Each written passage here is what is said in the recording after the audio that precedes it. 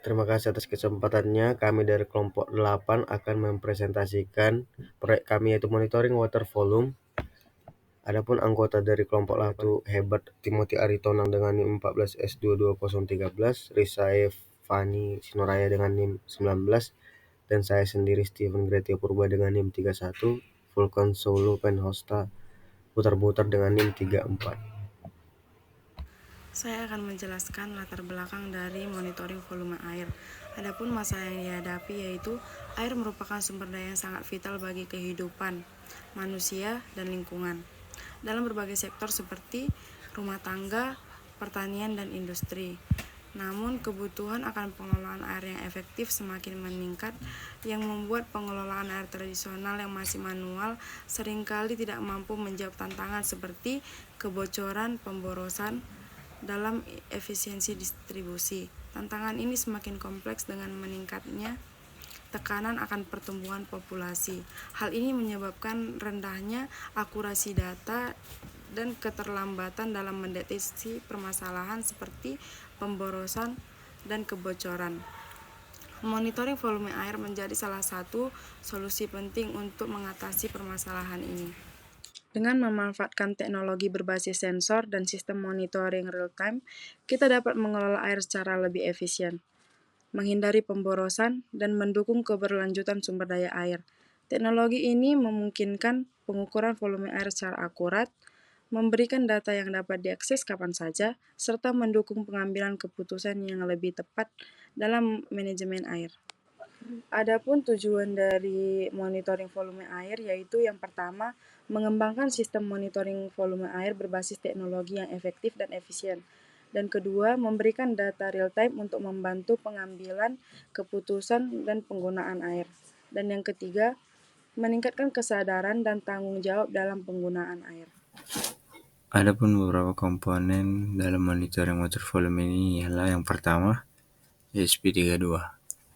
ESP32 adalah sebuah microcontroller yang dikembangkan oleh Espressif Systems yang mendukung konektivitas Wi-Fi dan Bluetooth.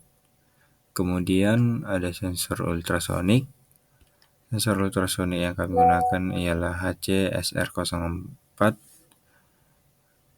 Fungsinya mengukur jarak dan memanfaatkan gelombang ultrasonik. Kemudian ada LCD atau Liquid Crystal Display, yang dimana LCD ini berjenis tampilan yang menggunakan kristal cair untuk menghasilkan gambar. Kemudian ada jumper, kabel yang digunakan untuk menghubungkan berbagai komponen dalam rangkaian elektronik. Dan ada breadboard atau papan prototipe yang digunakan untuk merakit sirkuit elektronik tanpa perlu menyolder komponen. Dan yang terakhir ada wadah air, tempat yang kami gunakan untuk melibatkan pengukuran level air dan deteksi keberadaan air. Baik, saya akan menjelaskan diagram blok sistem pada proyek kali ini, yaitu sensor ultrasonik, ESP32, LCD, Wi-Fi, dan platform billing, di mana sensor ultrasonik ditempatkan di bagian atas tangki untuk mendeteksi jarak antara permukaan air dengan sensor, di mana data jarak ini akan dikirimkan ke ESP32 dalam bentuk pulsa ultrasonik. Selanjutnya ESP32 yaitu menerima data jarak sensor ultrasonik, lalu microcontroller ini menghitung volume berdasarkan tangki. Data hasil perhitungan ini memiliki dua output yaitu LCD dan Wi-Fi, di mana LCD digunakan untuk menampilkan volume secara lokal dan Wi-Fi mengirimkan data ke cloud billing untuk diakses secara real time pada aplikasi. Selanjutnya LCD atau display lokal. LCD ini menampilkan volume air kepada pengguna yang berada dekat dengan tangki. Informasi ini berguna untuk pengawasan langsung tanpa menggunakan smartphone. Wi-Fi atau internet ESP32 terhubung ke jaringan Wi-Fi untuk mengirimkan data volume ke server billing. Data ini disimpan dan diolah oleh cloud untuk mengakses informasi dari jarak jauh. Selanjutnya adalah platform billing, di mana platform billing ini adalah platform yang berbasis IoT yang memungkinkan pengguna untuk memantau volume air secara real time, menerima notifikasi jika air mencapai batas tertentu antara kosong dan penuh, dan melihat grafik riwayat penggunaan air jika fitur ini diaktifkan. Adapun cara kerja atau urutan alur data, pertama pengukuran yang dilakukan oleh sensor ultrasonik, pemrosesan data yang dilakukan oleh ESP32, output lokal yang untuk menampilkan volume air pada yang dilakukan oleh LCD, pengiriman data ke internet yang dilakukan ESP32 menggunakan WiFi, dan notifikasi dan monitoring yang penampilan data di aplikasi menggunakan platform billing. Adapun cara kerja sistem monitoring volume air ini, pertama pengukuran oleh sensor ultrasonik, di mana sensor ultrasonik akan memancarkan gelombang ultrasonik ke permukaan air. Gelombang ini dipantulkan kembali ke sensor setelah mengenai permukaan air. Adapun waktu yang dibutuhkan atau rumus yang diperlukan yaitu jarak sama dengan kecepatan gelombang dikali waktu tempuh per 2. Selanjutnya adalah pemrosesan data, di mana ESP32 ini menerima data jarak dari sensor. Dan data ini selanjutnya akan diproses dengan rumus yang telah ditetapkan, yaitu volume air sama dengan luas alas tangki dikali tinggi tangki dikurang jarak air ke sensor. Adapun ESP32 juga memutuskan apakah perlu untuk memberikan notifikasi seperti tangki penuh atau tangki kosong. Output ke LCD, data volume yang telah dihitung dikirimkan ke LCD, yang dimana LCD ini menampilkan volume air dalam satuan liter atau presentase. Selanjutnya ialah pengiriman data ke cloud. ESP32 ini mengirimkan data volume air melalui WiFi ke server billing. Data ini kemudian akan tersimpan secara real time pada aplikasi billing di smartphone pengguna. Dan selanjutnya ialah tampilan dan notifikasi di billing. Adapun pengguna dapat melihat volume air secara real time dalam bentuk angka atau grafik, notifikasi jika tangki hampir kosong atau penuh. Baik, saya akan menjelaskan mengenai implementasi. Adapun yang kami gunakan itu sensor ultrasonic ACSR04, di mana terdapat 4 pin yaitu VCC, ground, dan trig echo. VCC kami hubungkan ke sumber tegangan yaitu 5 volt, dan ground kami hubungkan ke pin groundnya ESP. Kemudian trigger kami hubungkan dengan pin D18 dari ESP, dan echo kami hubungkan dengan pin D19 ESP. Kemudian LCD juga terdapat 4 pin yaitu VCC, ground, SDA, SCL. VCC kami hubungkan ke sumber tegangan 5 volt dari ESP, dan ground kami hubungkan ke ground. Terus SDA itu kami hubungkan ke pin digital ESP yaitu D21, dan SCL itu ke pin D22. Kami menggunakan library I2C.H untuk si LCD-nya. Sensor ultrasoniknya adapun logiknya yaitu untuk mendapatkan ketinggian air, yaitu tinggi tangki dikurang jarak dikurang ambang penuh per ambang kosong dikurang ambang penuh dikali tinggi tangki.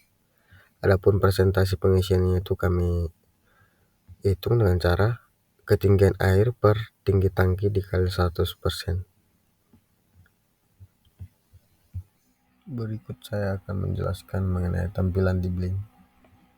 Yang pertama itu ada informasi umum, yaitu nama device saya yaitu Dante, itu menunjukkan nama perangkat yang terhubung dengan platform Blink dengan status device offline.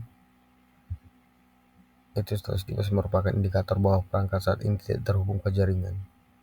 Ketika perangkat online, indikator ini akan berubah menjadi online. Adapun parameter utama yang dipantau atau ditampilkan yaitu jarak. Jarak yang dimaksud adalah jarak antara sensor ultrasonik dengan permukaan air. Data ini merupakan hasil pengukuran langsung dari sensor. Yang kedua itu ada presentasi. presentasi pengisian, yaitu menunjukkan volume air di dalam tangki sebagai presentase dari kapasitas penuh tangki. Nilai ini dihitung berdasarkan jarak yang terukur dari sensor. Terus yang ketiga itu ada status, itu memberikan status terkait level air. Jadi ada 3 level, yaitu sedang, kosong, dan penuh. Adapun kami memvisualisasikan dengan panel grafik, di mana ada panel grafik jarak dan presentasi pengisian.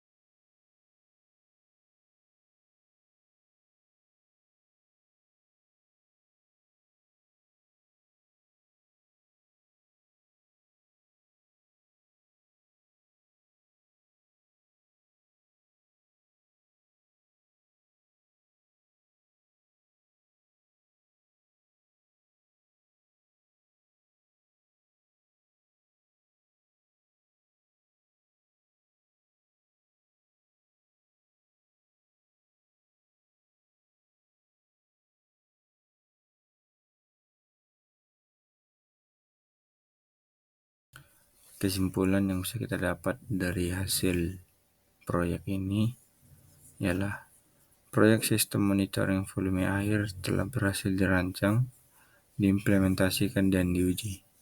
Sistem ini memanfaatkan sensor ultrasonik untuk mendeteksi ketinggian air.